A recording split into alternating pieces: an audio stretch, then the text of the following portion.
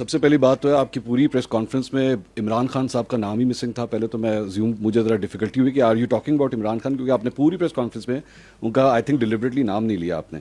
दूसरी बात यह कि आपने उनको सिक्योरिटी थ्रेट भी करार दिया, आपने और भी अल्फाज उनके लिए कहे, लेकिन मैं पाकिस्तान की तारीख उठा के देखूँ तो फातिमा जिन्ना से लेके मोहतरमा बेनज़ीर भुट्टो साहिबा, जुल्फ़िकार अली भुट्टो, नवाज शरीफ, मरीम नवाज़, इन सबको कभी ना कभी किसी ना किसी मौके के ऊपर सिक्योरिटी थ्रेट, गद्दार और ये सारा कुछ कहा गया। आज से सिर्फ 7-8 साल पहले ही इसी जगह पे खड़े होके ऐसा बयानिया बिल्ड किया जाता था कि जिस शख्स को आज सबसे बड़ा सिक्योरिटी थ्रेट कहा जा रहा है, शायद वही इस मुल्क के लिए सबसे ही बेहतर लीडर है। तो आपकी आज की इस प्रेस कॉन्फ्रेंस में या आज के इस बयानिया में हम किस तरह ये कह सकते हैं कि रियासत ने शायद अब ये फैसला कर लिया है कि जनाब नो मोर, या फिर आज से 5 साल के बाद या 8 साल के बाद history will repeat itself and से कि नहीं जी, बैक इन 2025 वो जो प्रेस कॉन्फ्रेंस हुई थी वो गलत थी, is not a security threat. जी ठीक, थैंक यू। देखिए, मैं थोड़ा सा अगर आप अलाउ करें, I will beg to differ a little bit. I don't think कि अगर आप पाकिस्तान की तारीख को ऑब्जेक्टिवली देखें कि इतने वाज़े तरीके से कभी पाकिस्तान की फ़ौज ने किसी शख्स के बारे में ये बयानिया रखा हो इसी पोडियम पे। वो आप एक सिमिलैरिटीज़ नोशनली तो क्रिएट करते हैं कि हमने ये कहा, ये बातचीत हमने कभी नहीं किसी के बारे में कही। And I think I am true once I say कि वो not so clearly explicitly giving examples, giving objective proof कि ये कर रहा है, ये कर रहा है, ये कर रहा है, ये कर रहा है। ठीक है, आपको यकीनन ये एहसास ज़रूर, और वो उसके अंदर आपके बहुत से जो से हमारे साथी होते हैं वो शामिल होते हैं, जो ये एहसास दिलवाते रहे कि जी शायद इस्टेब्लिशमेंट, जिसको आप फ़ौज को इस्टेब्लिशमेंट कहना बड़ा इंटरेस्टिंग वर्ड है, जिसको आप इस्तेमाल करते हैं कि शायद फ़ौज का झुकाव इधर है, फ़ौज का झुकाव इधर है, फ़ौज इधर कर रही है। So I don't think once you say कि इसी पोडियम में हम ये बातें करते रहे, हमने कभी ये बात नहीं की। We have come out very clearly because I think now there is a time that we need to, जो मैंने कहा ना, बेर नकल हमें बताना पड़ेगा कि ये जो बयानिया चला रहा है ये कौन है, और जो ये काम कर रहा है, आपने जो नाम लिए जिन लोगों के, उनमें से किसी ने ये काम नहीं किया। Nobody has done it. So you cannot draw similarities. हमें बहुत स्पेसिफिकली समझ के साथ इस चीज़ को समझना पड़ेगा, क्योंकि जब हम जनरलाइज करते हैं तो आप इस कौम के मुल्क को बताते हैं कि पहले भी ये कर दे रहे, आगे भी ये करेंगे। No, we have not done this before and we will not do it again. ठीक।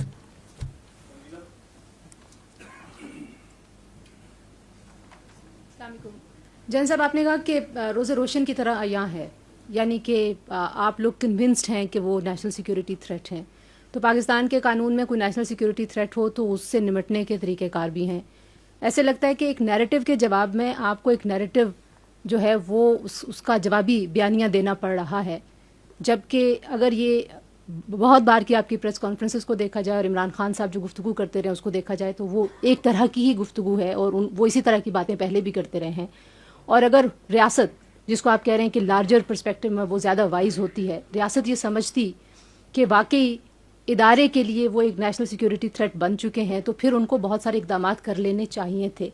ऐसे लगता है कि कहीं ना कहीं रियासत डिफेंसिव है, वो एक्शन लेने के लिए फिलर के तौर पे बात होती है कि हम इनको बैन कर देंगे, या हम, अभी आपने कहा कि इनकी सियासत ख़त्म हो गई है, ये सियासत से बात आगे चली गई है।